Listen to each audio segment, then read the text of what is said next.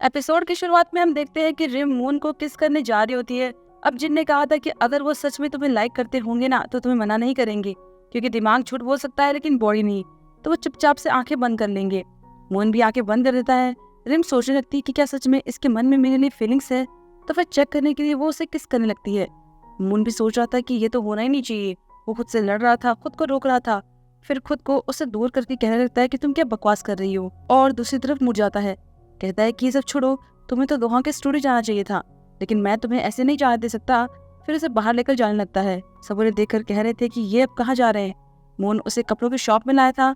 Rim सोच रही थी कि हम यहाँ क्यों आए हैं। तो वो कहता है कि तुम सोच क्या रही हो, अब तुम ऐसे कपड़ों में तो दोहा के पास जा नहीं सकती, तो जो पसंद आए ले लो, पैसे मैं दूंगा। वो सोचने लगती है कि ये सच में मुझे उसके पास भेजना चाहता है। तो कहती है कि मुझे जरूरत नहीं है, जो मैं नॉर्मली पहनती हूँ वही पहनकर जाऊंगी। फिर जाने लगती है। तो मून उसे पकड़कर कहता है कि तुम्हें उसे अपना बनाना है तो ढंग का बनकर जाना होगा, इसीलिए जल्दी से कोई कपड़े चूज करो और पैसों के लिए मत सोचना, मेरे पास बहुत पैसा है। वो कहती है मैं इसलिए मना नहीं कर रही हूँ, मुझे इन सब की जरूरत नहीं है, मैं तो पहले से ही कितनी प्रिटी हूँ। तो वो कहता है कि नहीं, तुम्हें और प्रिटी दिखना होगा ताकि दोहंग तुम्हें देखते ही तुम पर फिदा हो जाए। वो सोचने लगती है कि इसे तो सचमुच में मुझ में कोई इंटरेस्ट ही नहीं है। वो कहती है ठीक है, तो अब मैं तुम्हें मेरा सेक्सी फैशन सेंस दिखाऊंगी जो अब तक छुपा हुआ था, इसीलिए सरप्राइज मत होना। वो कहता है ठीक है, दिखाओ दिखाओ। फिर वो उसे अलग अलग कपड़े ट्राई करके दिखाती है, लेकिन वो सब रिजेक्ट कर देता है। एक ड्रेस पहनकर तो वो कहने लगती है कि क्यों लग रही हूँ ना मैं सेक्सी। वो कहता है इसमें तो तुम्हें दोनों साइड से ठंड लग जाएगी, पेट खराब हो जाएगा, तो जाके दूसरी ट्राई करो। फिर वो एक टाइट ड्रेस पहनकर आती है, लेकिन वो खुद ही इसमें कंफर्टेबल नहीं थी। मोहन को तो उसकी कोई भी ड्रेस पसंद नहीं आती। वो कहता है कि तुम्हारी चॉइस मैंने देख ली है, तो अब मेरी भी देख लो। फिर वो कुछ ड्रेस खरीद के उसे दे देता है। शॉपिंग के बाद उसे वो एक महंगी टैक्सी में बिठा देता है। उसने बहुत सारी शॉपिंग की थी, तो वो उसे शॉपिंग बैग्स देने लगता है। रिम कहती है कि तुम्हें ये सब करने की जरूरत नहीं है, और तुमने तो कुछ ज्यादा ही सामान खरीद लिया है, अब तो जगह भी नहीं बची। वो कहता है जगह तो तुम्हें बनानी पड़ेगी, सबको लेकर ही जाना पड़ेगा, सब तुम्हारे ही हैं। वैसे भी मैं तुम्हारी फेयरी गॉड मदर हूँ, तो पैसों की टेंशन मत लो, चिल करो। फिर ड्राइवर से कहता है कि इसे सेफली घर तक पहुंचा देना। वो कुछ ज्यादा ही अच्छा बन रहा था। रास्ते में रिम भी सोच रही थी कि मैं इन कपड़ों का क्या करूंगी। फिर वो उन कपड़ों में एक नोट देखती है जिसमें मोहन ने लिखा था कि जो कपड़े तुम्हें पसंद है वो भी रख दिए हैं, लेकिन बस उन्हें मेरे सामने ही पहनना। वो थोड़े अजीब हैं लेकिन मेरे सामने चल जाएंगे। रिम कहती है कि वो सब तो मैंने तुम्हारे सामने जानबूझकर पहने थे, मुझे सच में थोड़ी पसंद है। अब अगले दिन मोहन अपने ऑफिस में था और यही सोच रहा था कि रिम फिर से किस करने को क्यों बोल रही थी। वो क्या जानना चाहती थी। वो आज आए भी नहीं। क्या वो सच में दोहंग के पास गई है। उसे तो रिम नजर भी आ रही थी, जो कह रही थी कि आज तो मैं दोहंग को 100 बार किस करूंगी। इससे तो वो पागल हो रहा था कि उन दोनों के बीच वहाँ क्या हो रहा होगा। वो कॉल करने की भी सोचता है पर हिम्मत नहीं कर पाता। और वहाँ रिम दोहंग के स्टूडियो में पहुंच गई थी। दोहंग उसका वेलकम करता है। उसने तो रिम के लिए खाना भी बनाया था। वो कहता है पहले कुछ खा लो, फिर स्टूडियो जाएंगे। अब खाना खाते हुए रिम पूछती है कि तुमने मुझे अपने स्टूडियो क्यों बुलाया। वो कहता है मुझे तुम्हारे साथ अकेले में टाइम स्पेंड करना था। ये सुनकर तो रिम के गले से खाना भी नहीं उतरता। दोहंग पूछता है कि और बताओ तुम्हें यहाँ कैसा लगा, और तुम्हें ड्राइंग पसंद है ना, तो तुमने छोड़ा क्यों। वो कहती है बस कुछ ही लोग हैं जो अपनी पसंद का काम कर सकते हैं, सबकी किस्मत एक जैसी नहीं होती है, और तुम तो ये बात नहीं समझ सकते। दोहंग थोड़ा चुप सा हो जाता है।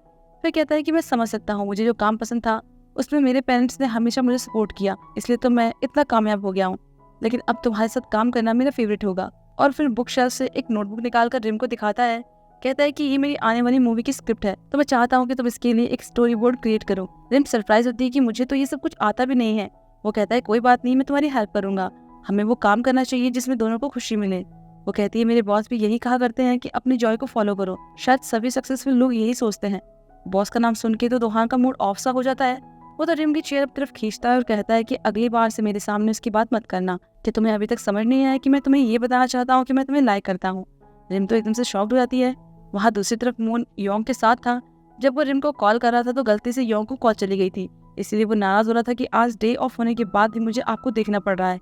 मून कहता है तुमने तो कहा था कि तुम्हें बाहर खाने पर ले जाऊं। वो कहता है हाँ, पर इसका मतलब ये तो नहीं कि मेरी छुट्टी का दिन खराब कर दो। फिर बताता है कि मेरे दोस्त ने मुझे बताया कि दोहंग एक नंबर का लड़कीबाज है, उसने बहुत सारी लड़कियों को डेट किया है और अब शायद उसकी नजर रिम पर है, लेकिन मुझे उसकी चिंता नहीं है क्योंकि वो उसे हैंडल कर लेगी। पर मून को तो रिम की चिंता हो रही थी। वो योंग से कहता है कि क्या मैं हमारे मेंबर्स के एड्रेस देख सकता हूँ। वो कहता है हाँ, आप देख सकते हो। तब मून कहता है कि मेरे क्रेडिट कार्ड से अपने दोस्त के साथ अच्छे से खाना खा लेना, और फिर चला जाता है। उधर रिम और दोहंग दोनों बहुत क्लोज थे। तब दोहंग के हाव भाव देखकर रिम समझ रही थी कि ये अब मुझे किस करने वाला है, और वो किस करने ही आ रहा था। तब रिम को मून की किस की याद आ जाती है। अब जैसे ही दोहंग किस करने वाला होता है कि किसी के पेट की गुड़गुड़ की आवाज आने लगती है, तो रिम एकदम से पीछे हट जाती है। वो हंसने लगता है, कहता है कि तुम्हें अभी भी भूख लगी है। पर रिम कहती है कि मैं नहीं थी। वो चौंक जाता है कि ये तो मैं भी नहीं था, फिर कौन था। तभी सोफे के पीछे से दोहंग का बड़ा भाई निकलता है, जो कि कब से वहीं छुपा हुआ था, लेकिन पेट की आवाज की वजह से वो बाहर निकल गया था। फिर वो जाने लगता है तो दोहंग उससे रोकर पूछता है कि तुम यहाँ क्या कर रहे हो। वो कहता है घर वालों से तो तुम्हें मतलब नहीं, तो मैं देखने आया था कि तुम यहाँ पर क्या कर रहे हो। तब दोहांग पूछता है कि जो पैसे मैंने तुम्हें दिए थे वो क्या सारे खर्च कर दिए।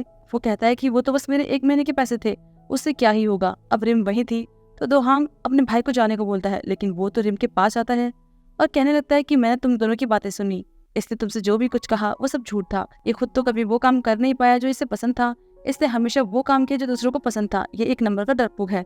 अब वो कुछ और बोले, दोहांग उसे जबरदस्ती बाहर ले जाने लगता है, लेकिन वो अपनी जैकेट से एक नोटबुक निकाल कर कहता है कि ये इसने लिखा है, ये एक BL नोवेल है और ये इतनी बेकार है कि मैं किसी को बता भी नहीं सकता कि मेरे भाई ने लिखी है। और तब ये खुद को एक फिल्म मेकर समझता है। दोहांग बस चुपचाप सुन रहा था और रिम भी एकदम शांत थी।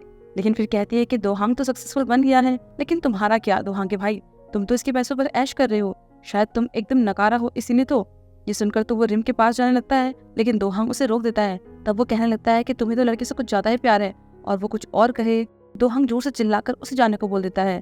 फिर उसके जाने के बाद दोहांग रिम को भी जाने को बोलता है, पर वो कहती है कि इसमें कुछ भी गलत नहीं है, BL नॉवेल्स में कोई बुराई नहीं है, तुम आज जो कुछ भी हो अपनी मेहनत से बने हो, तो तुम्हें शर्मिंदा होने की जरूरत नहीं है। वो कहता है कि सच कहूँ तो मैं अभी भी तुम्हारे सामने बहुत शर्मिंदा हो रहा हूँ, तो चली जाओ और प्लीज किसी को कुछ बताना मत। अगर किसी को मेरी सच्चाई पता चल जाएगी तो कोई मुझे एक्सेप्ट नहीं करेगा, तुम्हारे और मेरे जैसे लोगों को कोई भी अपने पास आने नहीं देता। वो कहती है मैं तुम्हारे बारे में जान गई हूँ, इसीलिए तुम्हें अच्छा नहीं लग रहा ना, इसीलिए तुम मुझे भगा रहे हो, लेकिन तुम्हें ऐसा नहीं सोचना चाहिए और मैं किसी को भी कुछ नहीं बताऊंगी, पर तुम्हें पहले खुद को एक्सेप्ट करना होगा, रियलिटी से मत भागो। और उसे वो नोटबुक देकर कहती है कि तुम्हें खुद पर प्राउड करना चाहिए। फिर चली जाती है। मून तो बेचैन हो रहा था इसलिए वो भी यहाँ आ गया था। तब वो रिम को बाहर निकलते हुए देखता है तो उसे कॉल करता है, लेकिन वो तो काट देती है कि इसे अब क्या चाहिए। मून भी सोच रहा था कि ये इतनी जल्दी क्यों निकल रही है, ऊपर से इसने तो मेरी कॉल भी कट कर दी है, इतनी जल्दी तो इन दोनों के बीच कुछ हुआ भी नहीं होगा। फिर हम दोहांग को देखते हैं, वो रिम की बातों को याद कर रहा था, फिर उस नोटबुक को बुक शेल्फ में रख देता है। अब अगले दिन हम मून को देखते हैं, वो क्लब के एंट्रेंस पर ही खड़ा था और रिम के आने का वेट कर रहा था। धीरे धीरे सब लोग आने लगते हैं, पर जैसे रिम आती है तो फटाफट से उसके पास जाता है, लेकिन वो तो बस हेलो करके निकल जाती है। मून को तो बोलने का मौका तक नहीं मिलता। पीछे से डैना भी आ जाती है। मून कहने लगता है कि मेंबर्स को तो इतनी जल्दी यहाँ नहीं होना चाहिए था। वो कहती है मैं कोई रेगुलर मेंबर थोड़ी हूँ, मैं तो अपने फियांसे से मिलने आई हूँ। पर मून का तो उससे बात करने का बिल्कुल भी मूड नहीं था। अब अगले सीन में रिम डैना के लिए ब्रेकफास्ट लेकर जाती है, तो डैना कहती है कि तुम बहुत बिजी होंगी तो कुछ खाया नहीं होगा। वो कहती है मैं बिना खाए काम नहीं करती और जाने लगती है। तब डैना उसे बैठने को बोलती है, फिर कहती है कि पार्टी में जो कुछ भी हुआ उसके लिए मैं मून की तरफ से तुमसे माफी मांगती हूँ, पर सच ये है कि मैंने और मून ने शर्त लगाई थी कि तुम्हारा ड्रीम पूरा करने में हम तुम्हारी हेल्प करेंगे। वो कहने लगती है पर तुम्हें मेरे ड्रीम में इतनी दिलचस्पी क्यों है। वो कहती है मुझे डेटिंग शो देखना बहुत पसंद है और ये सब डेटिंग शो देखने जैसे ही मजेदार है। तुम खुद से कुछ नहीं कर पा रही थी तो मून ने तुम्हें किस कर दिया ताकि तुम्हें लड़कों का टेंशन मिले, पर उसे ऐसा नहीं करना चाहिए था। मैं उसे डांटूंगी, ठीक है। वो बस रिम को किसी तरह नीचे दिखाने की कोशिश कर रही थी, लेकिन रिम भी कोई कम थोड़ी थी। वो भी कह देती है कि उसे डांटना मत, हम सब एडल्ट है, अपने फैसले ले सकते हैं। डैना कहती है कि मून तो तुम्हें एक टॉय की तरह समझता है, ये सब उसके लिए बस फन था। तो वो कहती है कि किसने कहा कि मैं उसकी टॉय हूँ, मुझे इससे कोई प्रॉब्लम नहीं है, ये मेरे लिए भी फन ही तो था और वो बहुत अच्छे किसर है, मुझे तो बहुत मजा आया। ये सुनकर तो डैना अंदर ही अंदर खाई जा रही थी कि मैं इसे सुनाने आई थी और खुद सुनने लग गई। उधर मून योंग और जिन के साथ बैठा हुआ था। अब कल योंग ने तो अच्छे से रेस्टोरेंट में खाना खा लिया था, तो मून जिन को भी कह देता है कि तुम भी चले जाना, इससे वो बहुत ज्यादा खुश होने लगता है। लेकिन जैसे ही मून स्माइल करना बंद कर देता है तो वो दोनों भी हंसना बंद कर देते हैं। वहीं डैना गुस्से में वॉशरूम चली जाती है। उसे रिम पर बहुत ही ज्यादा गुस्सा आ रहा था। गुस्से को शांत करने के लिए वो अलग अलग लग्जरी ब्रांड्स के नाम लेना शुरू कर देती है, पर कोई फायदा नहीं होता क्योंकि मून ने रिम को किस किया और उसे तो कभी टच भी नहीं किया। ये सोच कर तो उसे और भी ज्यादा गुस्सा आने लगता है। फिर हम रिम को देखते हैं, वो दोहांग की बातों को याद कर रही थी कि लोग हम दोनों के जैसों को कभी भी एक्सेप्ट नहीं कर सकते। फिर उसे डैना की बात याद आती है कि मून तुम्हें एक टॉय समझता है। वो इन सब में इतना बिजी थी कि चाय के लिए रखा पानी उबल रहा था। तभी मून भी ये देख लेता है तो उसके पास आकर कहने लगता है कि चाय के लिए उबलता हुआ पानी नहीं चाहिए होता, क्या तुम रामियन बना रही हो। पर वो कोई रिएक्शन नहीं देती, अपना काम करने लगती है। वो कहता है तुम्हें कुछ हुआ है क्या, या फिर दोहांग के स्टूडियो में कुछ हुआ। वो कहती है मैं तुम्हें क्यों बताऊं, मैं छुट्टी वाले दिन किसी से भी मिलने जाऊं उसका मेरे बॉस से कोई मतलब नहीं होना चाहिए। आपके लिए भले ही मैं टॉय के जैसी होंगी, लेकिन मेरे लिए कोई फन नहीं है। पहले तुमने मुझे किस किया और फिर किसी दूसरे लड़के के साथ भेज दिया क्योंकि तुम टॉय समझकर मेरे साथ खेल रहे हो। वो कहता है कि मैं तो बस तुम्हारी हेल्प करना चाहता था, तुम्हारे लिए जो सबसे अच्छा हो वो करना चाहता था। वो कहती है कि ठीक है, आज से मेरे लिए कुछ भी करने की जरूरत नहीं है, चाहे मैं किसी बुरे लड़के को डेट करूं और फिर वो मुझे डम करके चला भी जाए तो भी आप मेरे पर्सनल मामलों से दूर रहना। और गुस्से में चली जाती है। वहीं दूसरी तरफ हम डैना के अंकल को देखते हैं, वो वैन में बैठकर खाने पीने का मजा ले रहे थे। तभी डैना उन्हें कॉल करके कहती है कि मुझे रिम की वजह से बहुत गुस्सा आ रहा है, तो जल्दी से मार्केट जाकर मेरे लिए गर्म ब्रेड लेकर आओ। और फोन काट देती है। अब वो जगह तो बहुत दूर थी, वहाँ से लाते जाते तो ब्रेड ठंडी हो जानी थी। तो वो समझ गए थे कि डैना उन पर बस अपना गुस्सा निकालना चाहती है, तभी तो जानबूझकर उसने उन्हें ऐसा काम दिया। वो डैना के गुस्से से परेशान हो गए थे, खुद के बॉस बनना चाहते थे, इसलिए डैना को खुश करने के लिए रिम को किडनैप करने का प्लान बनाते हैं और इसकी तैयारी तो उन्होंने पहले से ही कर रखी थी। फिर वो एक कपल बनकर चोंगडेम हेवन में घुस जाते हैं। तब योंग उनके पास आकर कहता है कि आपको क्या हेल्प चाहिए। वो कहता है कि मेरी वाइफ का पेट खराब हो गया है तो हमें रेस्ट रूम यूज करना है, लेकिन योंग कह देता है कि ये कोई पब्लिक रेस्ट रूम नहीं है, इसे बस मेंबर्स और यहाँ के लोग ही यूज कर सकते हैं। वो कहता है कि ये क्या बात हुई, आप ऐसा कैसे कह सकते हो, हमें बहुत इमरजेंसी है। उनकी काफी जोर देने के बाद योंग मान जाता है। फिर वो रेस्ट रूम की तरफ जाने लगता है तो सामने से रिम को आता हुआ देखकर रुक जाता है। फिर अपने पार्टनर को इशारे करता है कि यही वो लड़की है। रिम का तो छुट्टी का टाइम हो गया था तो वो भी निकल जाती है। उसे निकलता हुआ देखकर दोनों अंकल भी जाने लगते हैं। उन्हें जाता हुआ देखकर तो योंग को भी बहुत अजीब लगता है। वही रिम रास्ते में ही थी और सुजुंग से बातें कर रही थी क्योंकि वो डिनर के लिए मिलने वाले थे। अब जैसे ही कॉल कट होती है तो ये दोनों फिर से कपड़े चेंज करके उसके सामने आ जाते हैं। कहने लगते हैं कि हमने स्पिरिचुअल ट्रेनिंग ली है तो हम वो देख सकते हैं जो तुम नहीं देख सकती। तो हमें ये दिख रहा है कि तुम्हारे पूर्वज तुमसे बहुत गुस्सा है, इसलिए हमारे साथ चलो, हम तुम्हारी हेल्प करेंगे। रिम कहती है कि मैं जानती हूँ कि वो तुम्हारी वजह से गुस्सा है। उन्होंने कहा कि अगर तुम यहाँ से नहीं गए तो तुम पर बिजली गिर जाएगी। वो भी कहने लगते हैं कि तुम तो बहुत जिद्दी हो, हमने सोचा था कि तुम्हें आराम से ले जाएंगे लेकिन तुम ऐसे नहीं मानने वाली, इसीलिए उसे जबरदस्ती वैन में ले जाने लगते हैं। रिम भी चिल्लाने लगती है कि तुम लोग ये क्या कर रहे हो और जल्दी से बैग से स्प्रे निकालकर उनकी तरफ स्प्रे कर देती है, लेकिन गलती से वो उसके फेस पर लग जाता है। वो लोग हंसने लगते हैं कि इससे तो उनका ही काम आसान हो गया और फिर उसे ले जाकर वैन में बिठा देते हैं। वहीं सुजुंग रिम का वेट कर रही थी और रिम को कॉल भी करती है लेकिन वो फोन नहीं उठा रही थी। तो सुजुंग उसके ऑफिस पहुंच जाती है कि कहीं वो यही तो नहीं। तब वो मून के चार्म को देखकर उसे देखती ही रह जाती है। कहती है कि मैं रिम की फ्रेंड हूँ, क्या वो अभी तक यही है। फिर कहने लगती है कि तुम यहाँ के सीईओ हो ना। मून तो घबराने लगता है, अपनी अम्ब्रेला आगे करके कहता है कि तुम्हें कैसे पता। वो कहती है कि तुम्हारा इतना चार्मिंग फेस खुद ही ये बता रहा है और रिम ने मुझे बताया था कि उनका बॉस यंग, रिच और बहुत हैंडसम है। मून को तो यकीन नहीं आता कि रिम उसके बारे में ये सब कह सकती है। सुजुंग बताती है कि हमने डिनर का प्लान बनाया था पर अब वो फोन नहीं उठा रही है। मून बताता है कि वो तो कब की निकल चुकी है, उसे तो चिंता होने लगी थी। पर फिर ध्यान आता है कि रिम ने कहा था कि मेरी पर्सनल लाइफ से दूर रहना, तो कह देता है कि वो कहीं भी हो मुझे उससे क्या, ये मेरा काम नहीं है। फिर हम रिम को देखते हैं, उसे किडनैप करके किसी जगह में रखा हुआ था। फिर वो जब उसकी आँख की पट्टी हटाते हैं तो रिम कहने लगती है कि प्लीज मुझे मत मारना, मेरे पास कुछ भी नहीं है, ना पैसे ना पेरेंट्स, मेरी तो अभी तक शादी भी नहीं हुई है, इसलिए मुझे जाने दो। तो वो उसे डराने लगते हैं कि आजकल मार्केट में ऑर्गन्स की काफी पैसे मिलते हैं तो तुम अपने ऑर्गन्स बेचकर पैसे जमा कर सकती हो। वो डर जाती है, कहने लगती है कि मैं तो बहुत ड्रिंक करती हूँ, मेरा ऑर्गन ठीक नहीं है, लेकिन अब से मैं ध्यान रखूंगी, तो आप लोग फिर बाद में आना।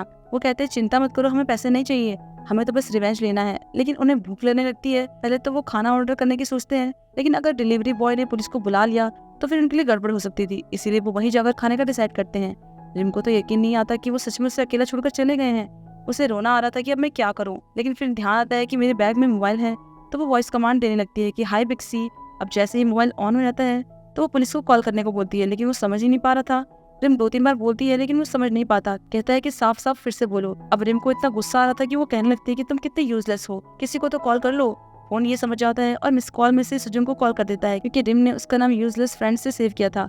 वहाँ सुजुंग मून के साथ गेम खेल रही थी पर उसका ध्यान तो मून पर था कि मैं इतने हैंडसम लड़के के साथ खेल रही हूँ, लेकिन मून का ध्यान तो रिम पर था कि वो कहाँ होगी। तो वो सुजुंग को अपना मोबाइल टेबल पर रखने को बोलता है ताकि टाइम का पता चलते रहे। अब जैसे ही वो मोबाइल निकालती है वैसे ही उसे रिम का कॉल आता है। वो उठाती है तो रिम चिल्लाने लगती है कि मैं किडनैप हो गई हूँ। सुजुंग कहती है कि किडनैप, क्या मतलब तुम्हारा। ये सुनते साथ ही मून मोबाइल ले लेता है, कहता है कि तुम कहाँ हो। वो कहती है मुझे नहीं पता। मून कहता है कि मुझे आसपास की चीजों के बारे में बताओ, मैं प्रॉमिस करता हूँ कि तुम्हें ढूंढ लूंगा। वो बताती है कि ये एक बंद पड़ी फैक्ट्री है और यहाँ से राइस वाइन की स्मेल आ रही है। अब मून उसे ढूंढने के लिए निकल पड़ता है। उसे रिम की बहुत चिंता हो रही थी क्योंकि बचपन में एक बार उसका भी किडनैप हुआ था और उधर डैना के अंकल वापस आ गए थे। वो रिम को बता देते हैं कि वो कौन है। वो कहते हैं कि तुम चामिन के पीछे पड़ी हो और वो हमारी भतीजी का फियांसे है, तो तुम उससे दूर रहो। वो कहती है कि चामिन मतलब मिस्टर मून, लेकिन मैं उनके पीछे नहीं हूँ। वो सोचने लगते हैं कि कहीं हमने गलती से किसी और को तो नहीं उठा लिया, लेकिन फिर कहते हैं नहीं, वो यही है क्योंकि ये बहुत अगली है। रिम कहती है कि तुम मुझे अगली कैसे बोल सकते हो। तो वो डैना की बातें करने लगते हैं कि उसने खूबसूरत दिखने के लिए प्लास्टिक सर्जरी कराई है, लेकिन जब उसका फेस सूज गया था तो हमने रात भर जाग जाग कर उसके लिए कितने नुस्खे बनाए। हमने इतनी मेहनत से उसे बड़ा किया है और अब उसकी शादी करवाना चाहते हैं, लेकिन तुम बीच में आ रही हो। अगर तुम यहाँ से जाना चाहती हो तो तुम्हें अपनी जॉब छोड़नी होगी, मून का पीछे छोड़ना होगा। इसके लिए वो एक ब्लैंक पेपर पर साइन करने को बोलते हैं तो वो मना कर देती है कि मुश्किल से तो मुझे जॉब मिली है और आजकल तो जॉब मिलना बिल्कुल भी आसान नहीं है, इसलिए मैं ये नहीं छोड़ने वाली। तब वो एक ट्रिमर निकाल कर कहते हैं कि ठीक है, हम तुम्हें गंजा कर देते हैं, फिर देखते हैं कि तुम गंजे सर के साथ कैसे घूमती हो। रिम कहती है कि इस साल तो मुझे शादी करनी है, अगर गंजी हो गई तो शादी कैसे होगी। वो हंसने लगते हैं और उसकी तरफ ट्रिमर लेकर जाने लगते हैं। रिम तो बहुत ज्यादा डर जाती है, इसलिए साइन करने के लिए भी मान जाती है। तभी मोहन भी यहाँ पहुंच जाता है। रिम तो उसे देखकर बहुत खुश होती है लेकिन वो पहचान जाते हैं कि ये तो डैना का फियांसे है। पर मून उन्हें नहीं जानता था, इसलिए वो मून से फाइट करने लगते हैं। मून एक को तो मारकर गिरा देता है, लेकिन दूसरा वाला मून को मारने के चक्कर में उस गिरे हुए को डंडे से मार देता है। ऐसे में मून दूसरे को भी आराम से हरा देता है और फिर फटाफट से रिम के पास जाकर उसे गले लगा लेता है। यहाँ पर ये एपिसोड खत्म होता है। तो फिर हम जल्दी मिलते हैं अगले एपिसोड में।